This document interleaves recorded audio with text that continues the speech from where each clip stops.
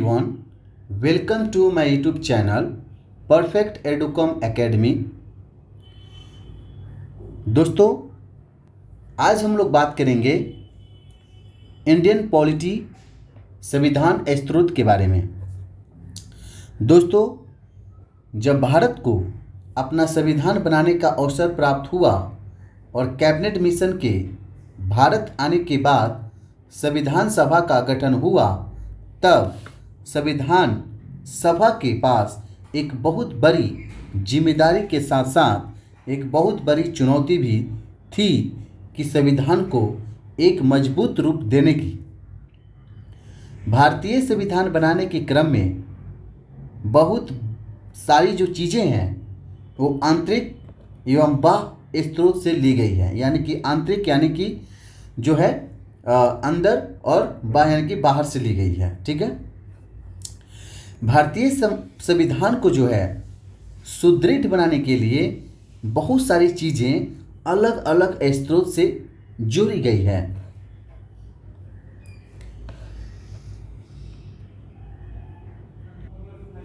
जैसा कि कई बार आपने सुना भी होगा कि भारतीय संविधान की आलोचना भी जो है की जाती है। भारतीय संविधान का अपना कोई अस्तित्व नहीं है, क्योंकि बहुत सारी चीज़ें इसमें अलग अलग देशों से जोड़ी गई है। कुछ आलोचक ये भी कहते हैं कि भारतीय संविधान का कोई अपना सिद्धांत नहीं है। कभी कभी इसे उधार का संविधान कहकर भी संबोधित करते हैं, परंतु उन प्रावधानों को भारतीय संविधान में सीधा वैसे ही नहीं जोड़ा गया है, बल्कि भारत की जो परिस्थितियों के हिसाब से उनमें भारत के हिसाब से बदलाव करके संविधान में जोड़ा गया है। अगर हम भारत शासन अधिनियम के 1935 के बारे में बात करें, तो भारतीय संविधान का जो अधिकांश भाग है वो भारत संविधान यानी कि भारत शासन अधिनियम 1935 से लिया गया है। अंग्रेजों द्वारा ये अधिनियम यानी कि भारत शासन अधिनियम 1935 लागू किया गया था। किसके द्वारा लागू किया गया था? तो अंग्रेज द्वारा।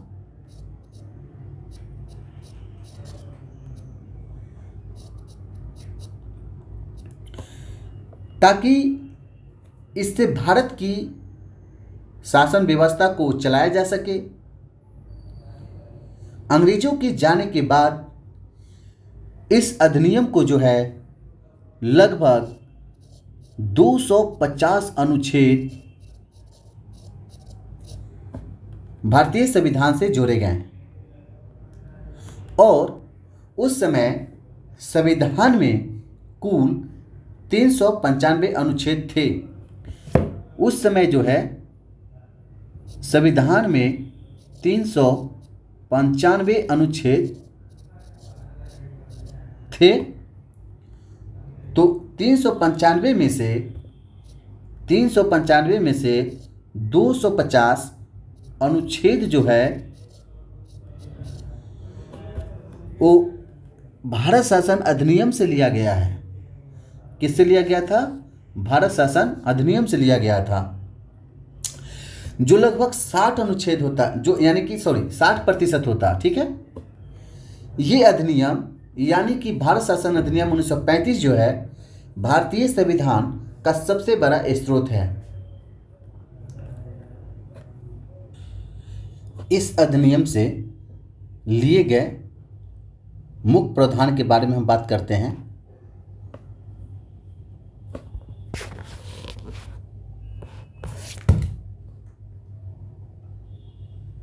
ओके, तो इस अधिनियम के बारे में अगर हम मुख्य प्रावधान की बात करते हैं तो सबसे पहले हमारा न्यायपालिका आता है। न्यायपालिका की व्यवस्था जैसे सर्वोच्च न्यायालय, उच्च न्यायालय और तीसरा आपका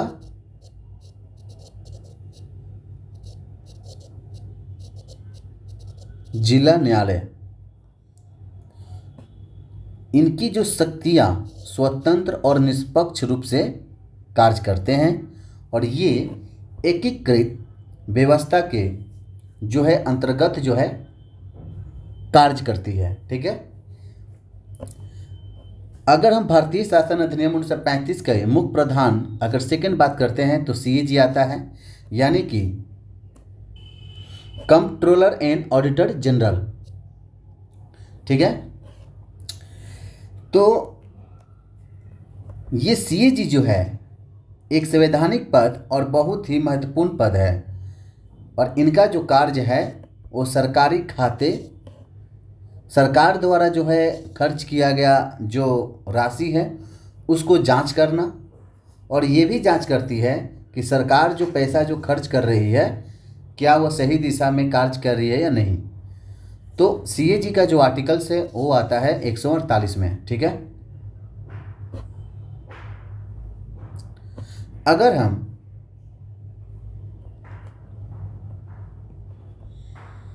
भारत शासन अधिनियम 1935 के मुख्य प्रधान की बात करें थर्ड वाला, तो हमारा आता है लोक सेवा आयोग यूपीएससी, यानी कि ये जो है भारतीय संविधान के तहत ही इनका गठन हुआ है और इसके द्वारा विभिन्न प्रकार के जो हैं आईएएस, आईपीएस, आईएफएस जो है उल्लेख किया गया है और इसका जो उल्लेख है वो भाग 14 और आर्टिकल्स 315 से 323 तक में है। ठीक है।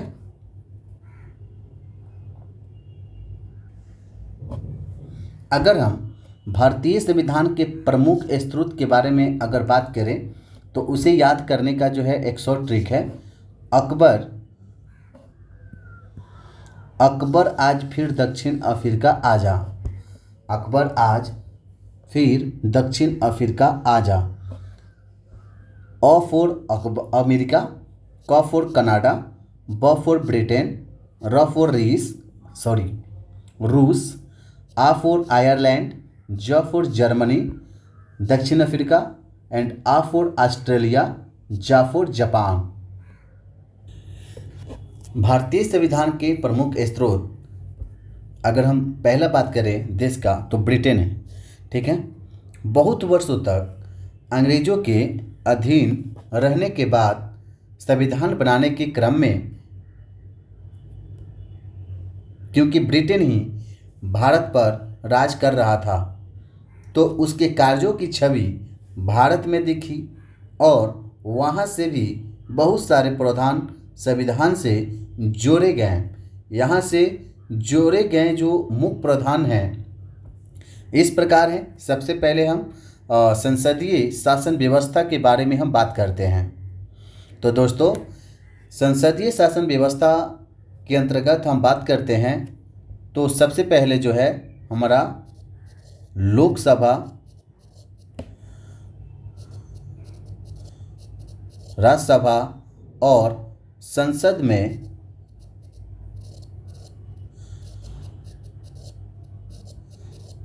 में राष्ट्रपति भी जो है शामिल हैं या होते हैं। संसद के जो बहुत से कार्य होते हैं जो इनका कार्य है, संसद का जो कार्य है, संसद का कार्य जो है जैसे कि विधेयक यानी बिल बनाना, कई उच्च पदों को निलंबित करने की जो प्रक्रिया है,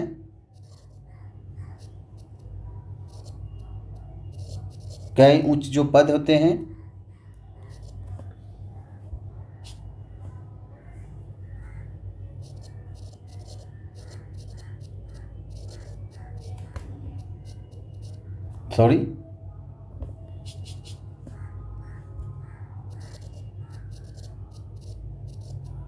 निलंबित करने की जो है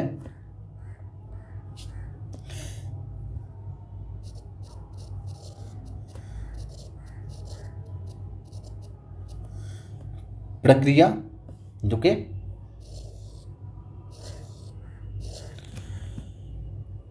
इसमें जो है स्तरीय बैठक होती है जिस देश की नीतियाँ के संदर्भ में कार्य होता है।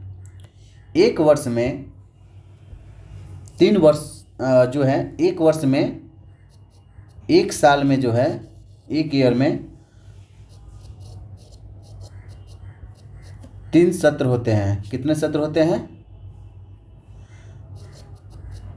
3 सत्र होते हैं, जिसमें बजट सत्र, मानसून सत्र और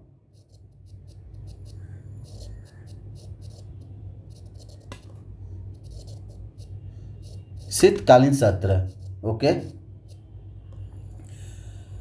नाउ डिस्कस जो ब्रिटेन से जो है दूसरा जो स्रोत लिया गया है, सेकेंड स्रोत, वो है संसदीय विशेषाधिकार के बारे में। अगर संसदीय विशेषाधिकार के बारे में हम बात करें तो इसके अंतर्गत जो है लोकसभा,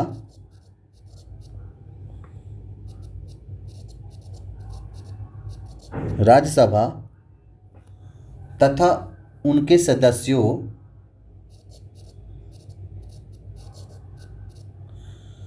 और संसदीय समिति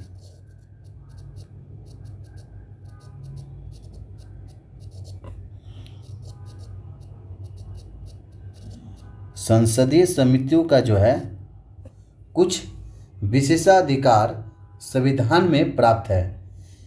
ये विशेषाधिकार उन्हें इसलिए दिए गए हैं, ये विशेषाधिकार जो है उन्हें इसलिए दिए गए क्योंकि ये स्वतंत्र रूप से जो है कार्य कर सके। और इसका उल्लेख जो है अनुच्छेद 105 में मिलता है। ठीक है, अब हम बात करेंगे ब्रिटेन से जो तीसरा मुख्य प्रावधान लिया गया है वो है हमारा विधि का शासन। तो विधि का शासन जो यह प्रावधान है, इसका अर्थ है विधि ही शासक है। विधि ही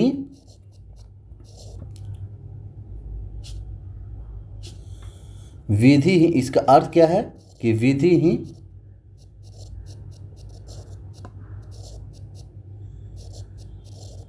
ही शासक है और विधि के हिसाब से ही शासन चलाना चाहिए या चलना चाहिए। जो विधि के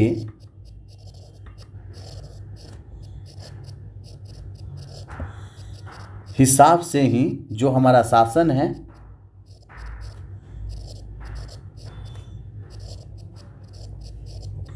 चलना चाहिए। अगर कोई विधि के शासन का उल्लंघन करता है, तो उसे दंडित कर देना चाहिए, यानी कि दंडित कर दिया जाएगा। अगर विधि के शासन का उल्लंघन करे तो उसे दंडित करना।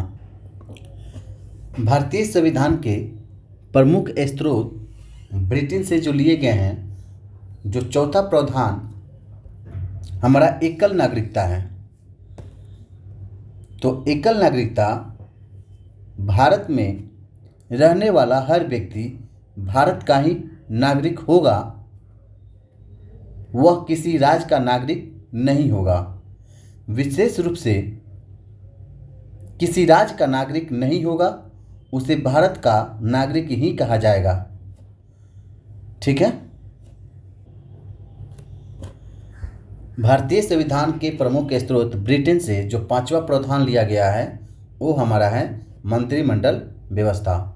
ओके, तो आइए मंत्रिमंडल व्यवस्था के बारे में जानते हैं कि देखिए संसद में, यानी कि संसद में जो है मंत्रिमंडल व्यवस्था है, ठीक है। संसद में चुनी हुई सरकार मंत्रिमंडल का गठन करती है, ठीक है। जो चुनी हुई जो सरकार होती है वो मंत्रिमंडल का गठन करती है, जैसे प्रधानमंत्री और विदेश मंत्री आदि, जैसे पीएम और फॉरेन मिनिस्टर, ठीक है। अब दोस्तों बात करेंगे भारतीय संविधान के प्रमुख स्रोत जो संयुक्त राज्य अमेरिका से क्या क्या प्रावधान जो है लिया गया है। तो सबसे पहले हम बात करेंगे मौलिक अधिकार के बारे में, यानी कि जो हमारा मौलिक अधिकार है वो संयुक्त राज्य अमेरिका से ही लिया गया है। तो दोस्तों भारत में हर एक नागरिक को कुछ मौलिक अधिकार दिए जाते हैं जो उससे कोई छीन नहीं सकता है। ये प्रावधान भारतीय संविधान में अमेरिका से लिया गया है। कहाँ से लिया गया है? अमेरिका से लिया गया है, ठीक है। अमेरिका से लिया गया है। इनका उल्लेख जो है, इनका उल्लेख की अगर बात करें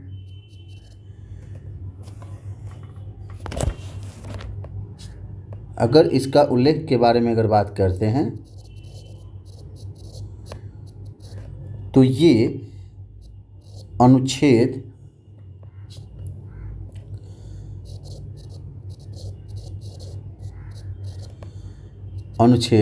12 से 35 के बीच भाग 3 में मिलता है, 3 में मिलता है। और वर्तमान में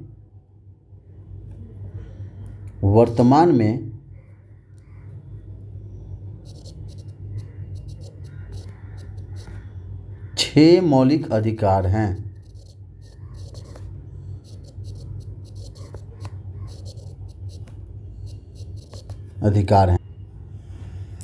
जो न्यायिक पुनरावलोकन जो है वो हमारा संयुक्त राज्य अमेरिका से ही लिया गया है।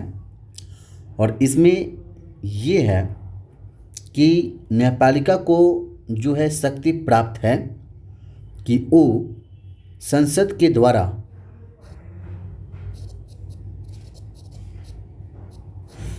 बनाए गए जो विधि की जांच कर सकती है। यानी कि न्यायपालिका की क्या है, न्यायपालिका की जो है न्यायपालिका को क्या शक्ति प्राप्त है, तो संसद के द्वारा जो है, संसद के जो द्वारा है बनाए गए विधि को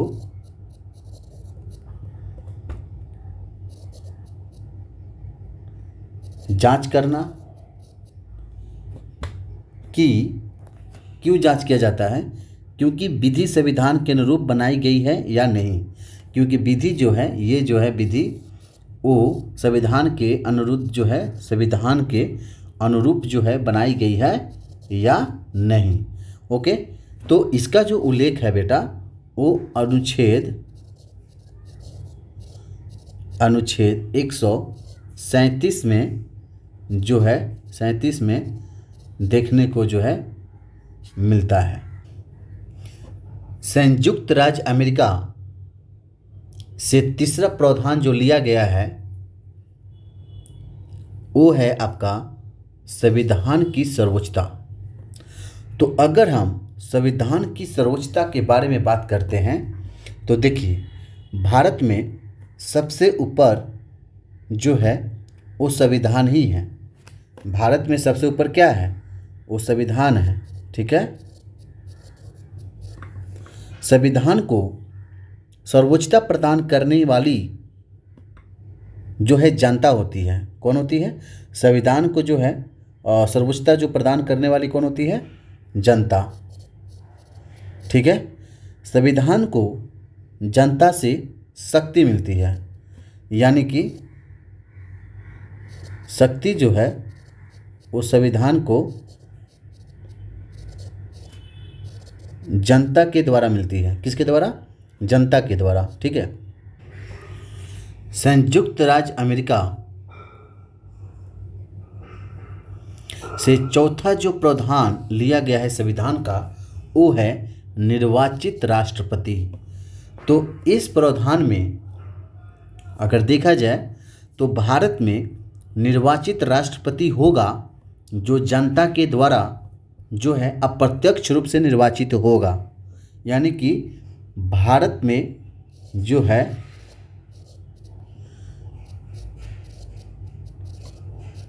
निर्वाचित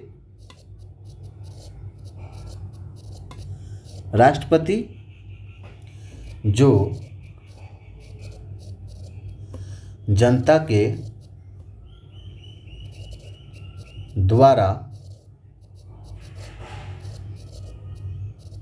अप्रत्यक्ष रूप में, अप्रत्यक्ष का मतलब कि हम लोग जो है यानी कि हम लोग के द्वारा जो एमएलए, एमपी या विधान परिषद जो चुने जाते हैं, वो जो है इनको वोट देकर जो है राष्ट्रपति को जो है चुनते हैं, तो उसे जो है अप्रत्यक्ष बोलते हैं। ठीक है, ओके। संयुक्त राज्य अमेरिका से जो पांचवा जो प्रावधान लिया गया है वो है महाभियोग, यानी कि महाभियोग। अगर राष्ट्रपति संविधान के खिलाफ कार्य करते हैं, अगर राष्ट्रपति संविधान के खिलाफ काम करते हैं तो उन पर जो है संसद में महाभियोग चलाया जा सकता है। ठीक है, और इसका जो उल्लेख है वो है आपका अनुच्छेद 61 में। ठीक है, यानी कि राष्ट्रपति पर आप जो है जो गलत हैं या कुछ हैं, कुछ उनमें त्रुटि पाई गई है तो उन पे आप जो है अनुच्छेद 61 लगाकर यानी कि महाभियोग लगाकर उनको हटाने का प्रावधान किया जा सकता है। ठीक है, अब हम कल बात करेंगे कनाडा और आयरलैंड, दक्षिण Africa, France, Australia, Germany, Japan, रूस से जो है क्या क्या लिया गया है। ठीक है, नेक्स्ट वीडियो यानी कि पार्ट 2 में हम इन पर जो है डिस्कस करेंगे। तब तक के लिए धन्यवाद। Thanks for watching videos.